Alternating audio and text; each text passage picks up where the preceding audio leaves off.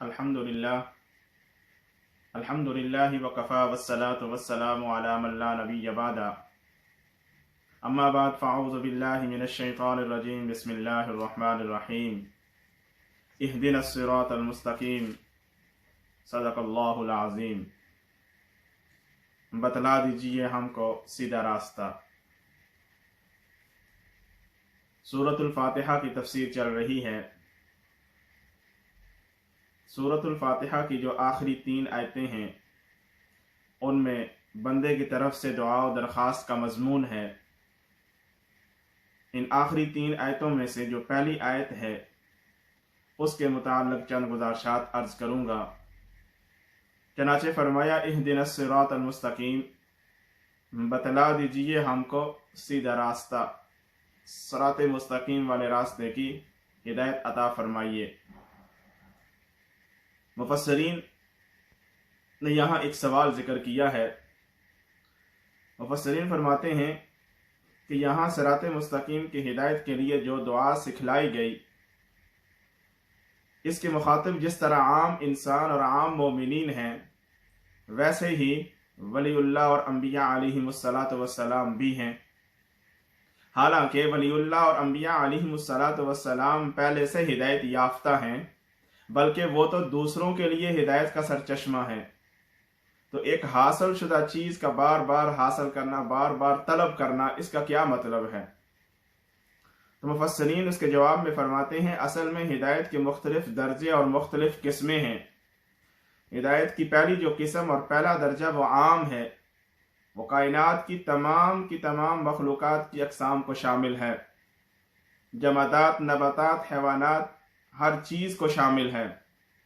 یہاں آپ یہ نہ سوچئے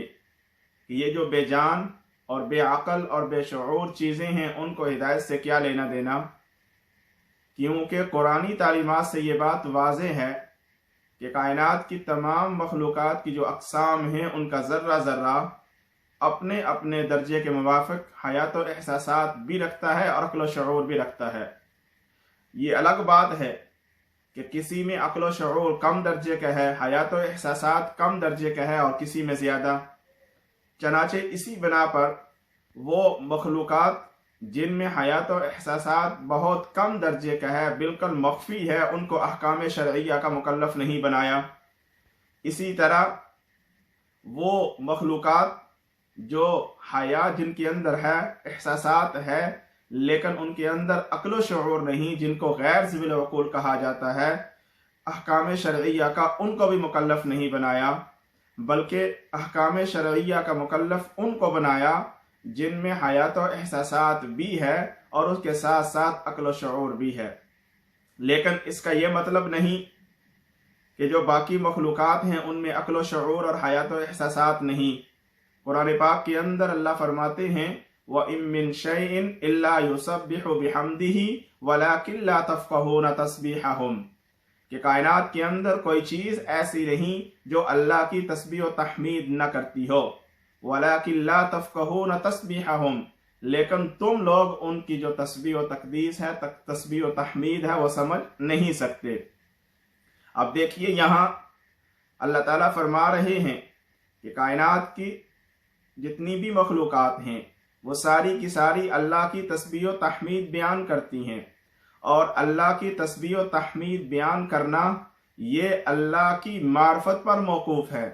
اور اللہ کی معرفت کا ہونا یہ علم پر موقوف ہے، اور علم وہ عقل پر موقوف ہے۔ لہٰذا معلوم ہوا کہ کائنات کی جتنی بھی مخلوقات ہیں، ساری کی ساری مخلوقات کے اندر حیات و احساسات بھی ہے اور عقل و شعور بھی ہے۔ اور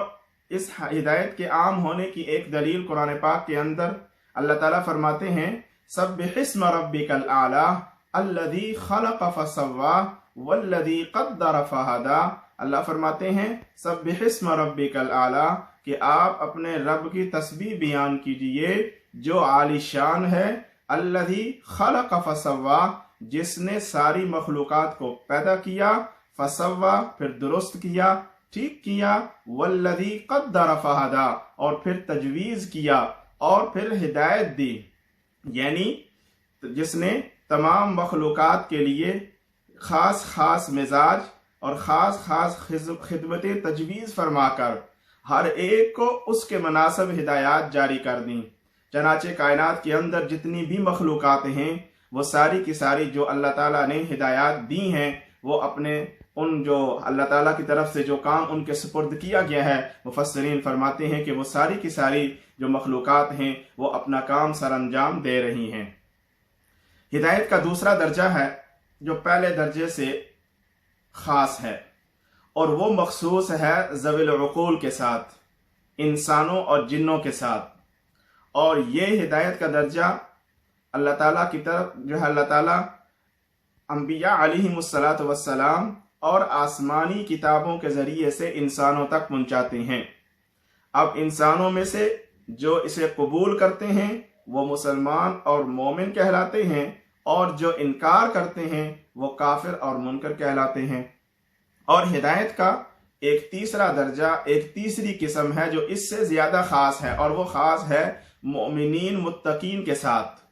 اور یہ ہدایت کا درجہ ایسا ہے جس کو دوسرے الفاظ میں توفیق بھی کہا جاتا ہے، یعنی ایسے اسباب اور حالات کا پیدا ہو جانا کہ شریعت کے احکامات پر عمل کرنا، قرآنی تعلیمات پر عمل کرنا آسان ہو جائے اور اس کے خلاف کرنا دشوار ہو جائے۔ اور یہ جو درجہ ہے، تیسرا درجہ جو ہے، یہ بلا واسطہ اللہ تعالیٰ کی طرف سے انسان پر فائز ہوتا ہے، اور یہ درجہ ایسا ہے اس کی وسعت کی کوئی حد نہیں، یہ غیر محدود اور لامتناہی ہے۔ اور یہی وہ درجہ ہے کہ جس کے اندر اگر انسان اضافہ کرنا چاہے تو وہ اعمال صالحہ کے ذریعے سے اس میں زیادتی کر سکتا ہے، اس میں اضافہ کر سکتا ہے۔ قرآن پاک کے اندر اللہ تعالیٰ فرماتے ہیں وَالَّذِينَ جَاهَدُوا فِينَا لَنَهْدِيَنَّهُمْ سُبُلَنَا،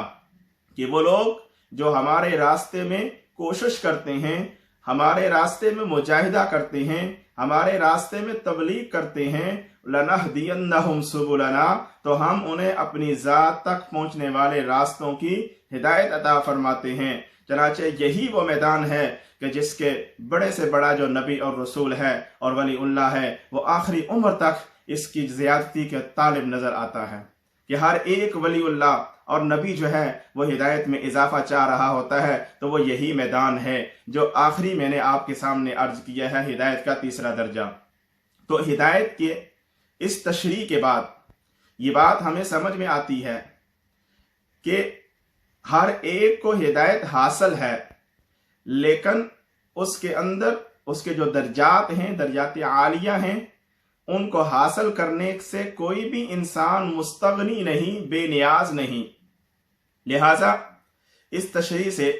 ہمیں یہ بھی فائدہ حاصل ہوتا ہے کہ ہدایت کے 3 درجے میں نے آپ کے سامنے ذکر کیے، ایک ہدایت کا درجہ عام اور دوسرا مخصوص جو اللہ تعالیٰ جو ہے وہ انبیاء علیہم السلام اور آسمانی کتابوں کے ذریعے سے انسانوں تک پہنچاتے ہیں، اور تیسرا درجہ جو مومنین اور متقین کے ساتھ خاص ہے۔ تو ان 3 درجوں سے ہمیں یہ بات بھی سمجھ میں آتی ہے کہ قرآن پاک کے اندر جو اللہ تعالیٰ مختلف مقامات پر فرماتے ہیں واللہ لا یہدی القوم الفاسقین، واللہ لا یہدی القوم الظالمین، کہ اللہ فاسقوں کو ہدایت عطا نہیں فرماتے، اللہ ظالموں کو ہدایت عطا نہیں فرماتے۔ تو اس کا جو مطلب ہے وہ ہدایت کا یہاں پر تیسرا درجہ مراد ہے کہ اللہ ان کو سیدھے راستے کی توفیق نصیب نہیں دیتے، یعنی جو مومنین متقین کو درجہ ہدایت کا عطا فرمایا جاتا ہے وہ ایسے ظالموں اور فاسقوں کو نصیب نہیں ہوتا۔